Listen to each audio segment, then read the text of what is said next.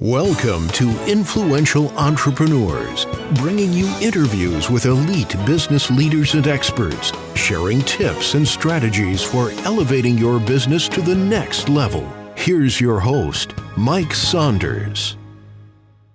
Hello and welcome to this episode of Influential Entrepreneurs. This is Mike Saunders with Marketing Huddle, and today we're privileged to have with us Tim Berry, who is a business plan expert and who some people call the Obi-Wan Kenobi of business planning. Welcome to the program, Tim.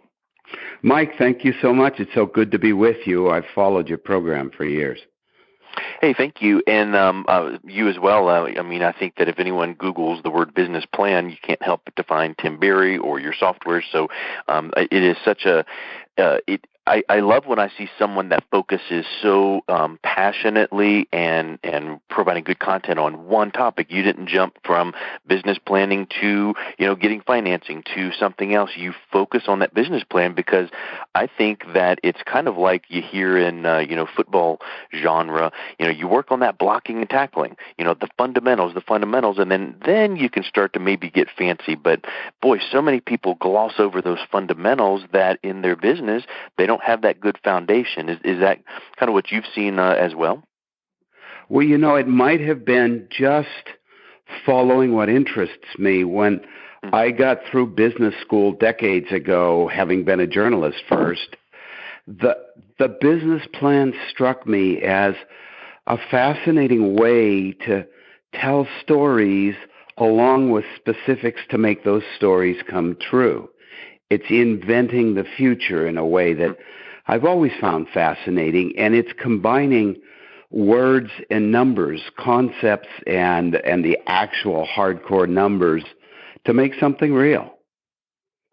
Yeah, these days in marketing, storytelling or story selling is so powerful, but I think it does become an art form to accomplish what you just described, which is, bringing that business plan to life to tell a story, because so many times the people looking at a business plan are looking for specific things. They don't want marketing speak. They want the, executive summary. They want the financials.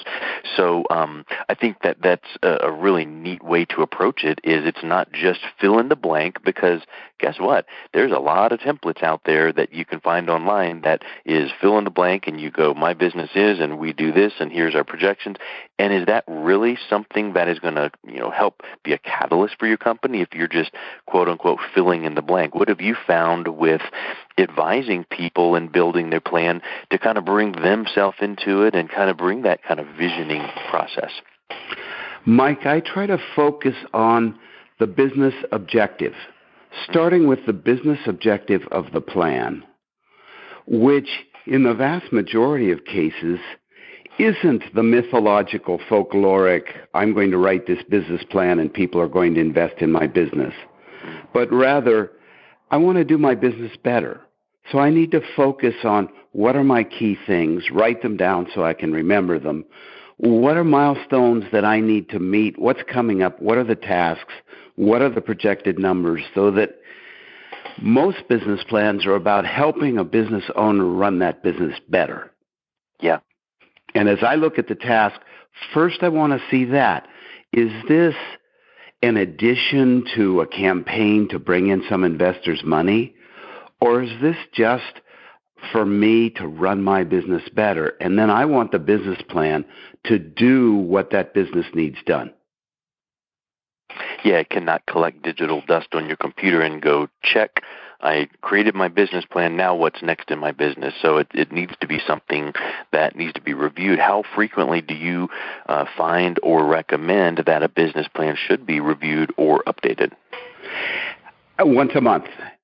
And wow. I'll tell you, it's not just a theory. In my case, I did build a business that went from zero to past $10 million in annual sales without outside investment.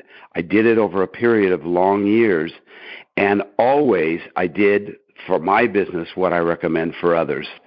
Third Thursday of every month after the books had closed, we would get the key people together and review plan versus actual. We'd see if our assumptions had changed, and if they had, then we'd look at, do we have to change the business plan? And then we'd look at our results. Is this what we expected? And by the way, it never is. The business plans are always wrong. But if you meet regularly and review it, it only takes an hour or two, and it's like steering the business. It's constant course corrections. And that's where you get the management. That's where the business planning becomes better business management. Yeah, I think that's really eye-opening monthly, but it makes me think of an example. I'm sure there's specific numbers and research that we can allude to, but I think the concept is great for right now, which is this. If you are in an airplane and you're off course by whatever, 1 degree, let's say, or half a degree, you might not feel it, but over time, over a few hours, you're going to land a whole lot further away than where you need to land. And so in the business, if you're not reviewing it and comparing actuals versus what you were expecting and projected, all of a sudden you might just be a little bit off. And what if you say, we do that quarterly? Well, is it really quarterly, or is it twice a year, once a year? And that's way too much time to have seen these slight gradual changes. What do you find some elements of the business plan that are needing to be updated with current year-to-date financial information? So if financial information has changed, what are some of the other elements that are impacted?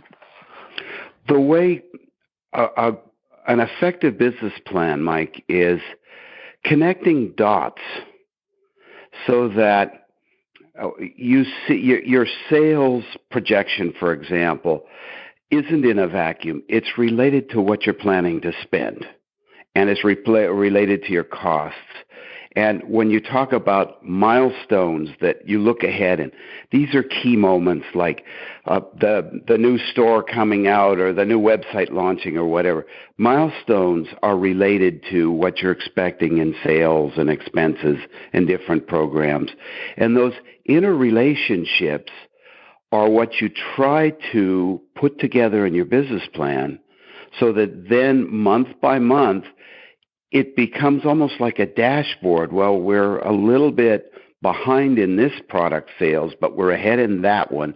And let's see, our spending is low here, but over here. How has that affected our results? And over again, the plan becomes this tool for making, just as you were saying, Mike, just making the course corrections. If you don't have it written down, then we all lie to ourselves about what we thought was going to happen. If you don't now for businesses that aren't looking to get investment, that don't have to show a plan to an outsider, I'm not recommending the big formal business plan full of descriptions and summaries and so on. I'm saying form follows function. So in all cases, you have written down these key elements. You are asking about what you really have to do. Well, in numbers, I can't imagine a business plan being useful without managing in an ongoing way a sales forecast, cost of sales, expenses, which of course gives you profits. And then you need to manage the cash flow, which means you have to look at some balance sheet items. So effectively, to run your business right, you have projected profit and loss, balance sheet, and cash flow. And you review those every month. It's just good business management. And your business plan is where you have the plan versus actual, so you can actually do the course corrections.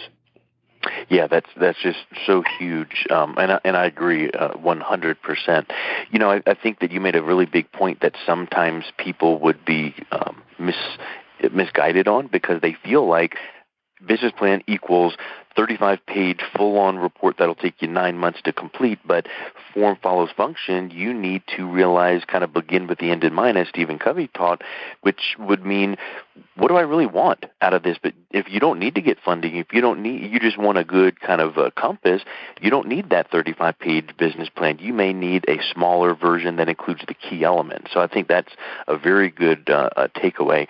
A lot of people, though, when they do need to that full business plan, who do you recommend or see is the most interested people reviewing the plan? So if you do want that funding, who typically are reviewing it? And then what are the first sections they go to first? And maybe some pitfalls that business owners are making because they focus on one section over another, and maybe these, main people looking at the plan are looking at, this other section first, and that needs to kind of hit them between the eyes first. Yeah, Mike, that's one reason that people's outlines will vary and what they recommend for an outline will vary. What I've seen in practice now is in my latest iteration of me, the last 9 or so years, I've been involved in angel investment. I've been active in a local angel investment group and watching from my viewpoint of having worked for decades in business planning, watching how the business plan actually relates to the process of a high-tech or high-growth startup landing angel investment. And what happens for that is due diligence is what they call the study, as groups of investors will study what company they're going to invest in. And the business plan becomes very important in due diligence. Investors rarely read a full business plan to decide whether or not they want to know more in a company. They'll use a pitch or a summary to decide, yeah, I want to know more. They'll listen to the pitch, and the plan becomes vital to the process of due diligence for the following 2 or 3 months is normal, where the investors will look really at the details. And in that, to get to your question of what comes first, it's fascinating. I've watched in a group how people do this. Different people will key into different sections. Mm-hmm. If you don't have good financials, you're going to disappoint some investors for sure. If you don't have a really good market summary, kind of your vital market story of what the need is, you're going to disappoint some investors.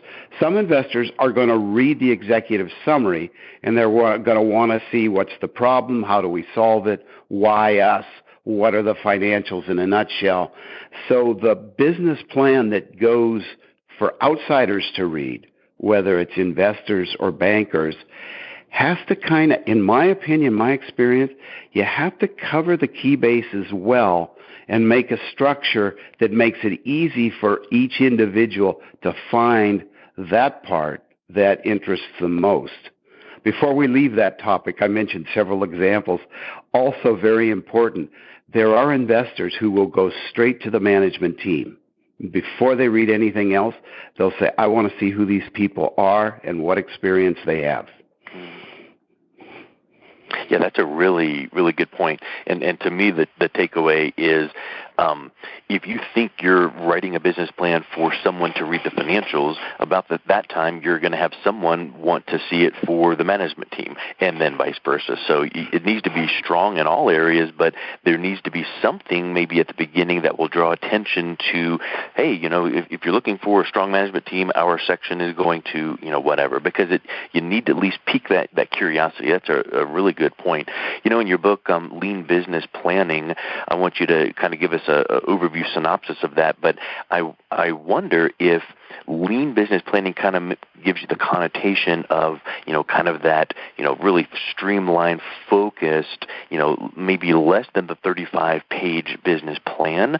So I would say, can you take lean business planning principles and still apply it to the full-blown business plan while still having that depth in there? Because I would suspect there are lean business planning principles that apply to both the short form and long form.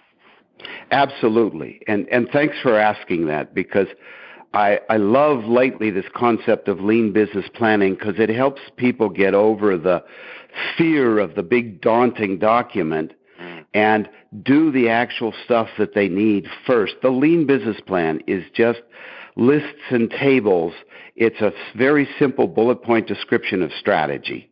And then it's a very simple bullet point description of tactics, which is where you have for yourself only your marketing, your channels, your price positioning, your financial necessary immediate financing and things like that. Then you have concrete specifics, milestones, metrics, assumptions, and you have your projected numbers, P&L, balance sheet, and cash flow. And that, for me, doesn't include any text, because in the beginning, your lean plan is just for yourself to run the business better. That becomes then the bones of what you're going to submit if you're submitting a business plan for others. In theory, a well-managed company, startup or not, always has its lean plan moving and refreshed and up to date. And when there's a business plan event, which is what I call it, when you have to show it to outsiders, you have those bones there, and you add in, you need an executive summary if somebody else is going to read it. You need to explain the market more. You can plan if you know your market without explaining it or proving it. But then if you're going to outsiders, you need to describe your company, your product, your market, your financials, your team. You need to hit those high points. And as you go from the lean plan that you have constantly to the formal plan you're submitting to an outsider, you just have empathy for the reader. What does that person want to know? And fill in your bullet points with just enough information that they'll find what they want to know. Nobody likes a long business plan anymore. The 35-pager is obsolete in all circumstances.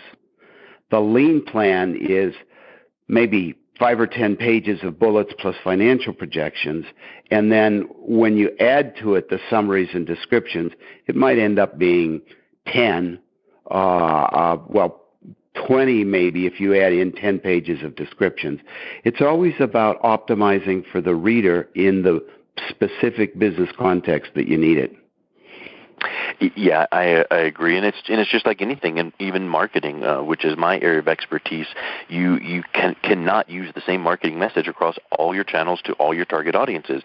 But when you have the bones of your story there, you can tweak a little here and tweak this example and bring it to life.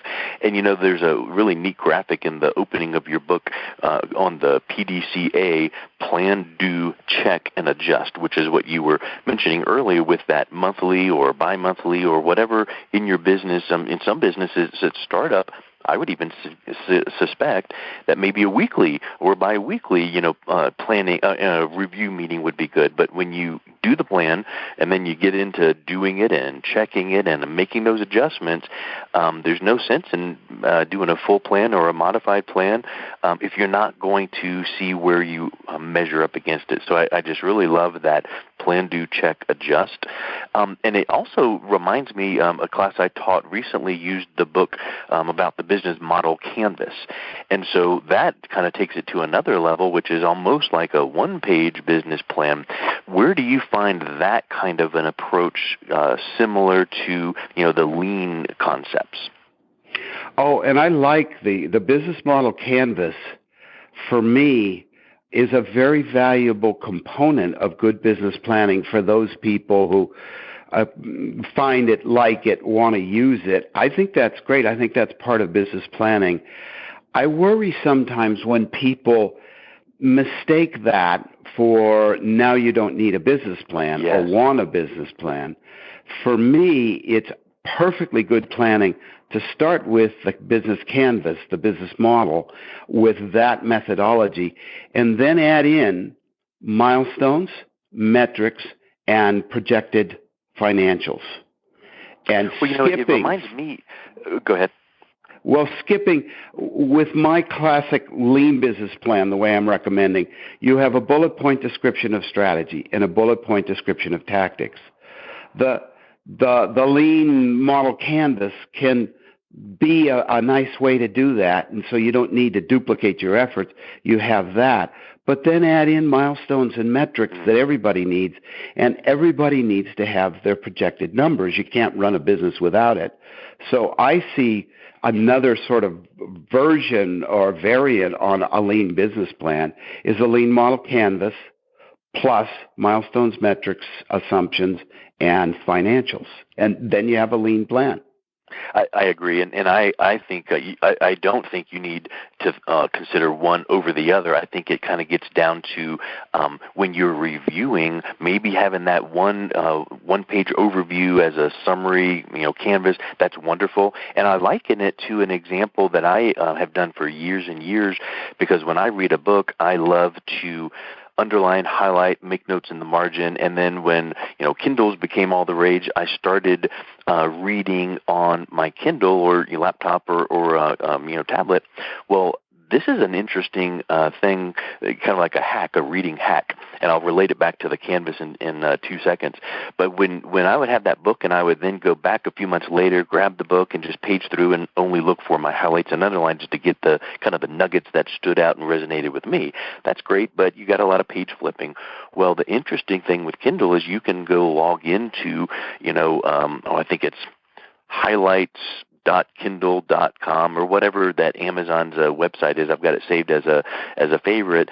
But when you're logged into Amazon, you then can go to your own bookshelf of all the Kindle books that you have on that website, and it will display only the places that you have highlighted in that book. So now you can just go there, go down to the book you want to review, and then read your highlight, no flipping or anything.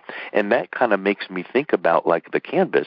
Don't ever neglect a full business plan or the lean business plan with the strategy and tactics, but if you then translate that over into a one-pager, maybe that's something that you're doing on the weekly and just kind of giving it that little Sunday night check to make sure we're right where we need to be, and then when we do our monthly review, you're digging deep into the numbers. So I think there's a huge amount of opportunity, and to me, takeaways are make sure that you're writing to who your audience is, whether it's investors or banks or VCs, also reviewing it on a very regular basis, monthly, definitely, and making sure you have those strategy and tactics and holding yourself accountable. Don't just recognize that you're a little bit off the mark on this area, that area. What are you going to do about it, right? Yeah, absolutely. I love the tip about the Kindle, because I've gone back for the highlights myself, and I didn't realize there was a site to get that easily. That works. The real life is this going long-term and short-term, looking close, looking far. You have to do both, don't you? And with the use of business planning for me is also that reminder that we need as business owners and entrepreneurs of what our focus is, because as the days go by, you want to do everything. And sometimes you need to have somewhere to remind yourself, oh yeah, but we're focusing on this segment and not that segment. Otherwise, you end up with the danger of trying to please everybody, which is a ticket to failure, not success. So we need these reminders, and that's part of the reason we write this down. Strategy is focus. This is what we're focusing on, whether it's the bullet points or the lean model canvas or whatever. To have that available when you need it, you need the reminders, at least in my experience, or else you're going all over the map. So it keeps us focused and helps us move forward in the right direction. Yeah, I love it, Tim. And, I just want to thank you for your time. And I think we could continue talking for hours and hours on this very topic and go deeper. But for now, let's wrap up with what is the best way that people can learn more about some of your writings and teachings and things like that. How can they reach out and learn more about what you provide? Oh, thank you for that, Mike. The whole lean planning thing, there's a book you can buy, but you don't have to, at leanplan.com. The whole contents of the book are posted for free. So leanplan.com is where I've put lean business planning. And our Palo Alto Software business planning site that's been there forever, it might be the biggest in the world, 500 sample plans, also all free, bplans.com, bplans.com. And there's a blog that I do at bplans.com. My blog is there. If you look through the sections, you'll see Tim Berry's blog comes up. So bplans.com and leanplan.com. Leanplan.com. Excellent. I will make sure that those are in the show notes so people can click right on them and learn more. So thank you so much for your time. It's wonderful getting to speak to the Obi-Wan Kenobi of business plans. Thank you so much. Thanks for that, Mike. Thank you very much. You've been listening to Influential Entrepreneurs with Mike Saunders. To learn more about the resources mentioned on today's show or listen to past episodes, visit www.influentialentrepreneurssradio.com.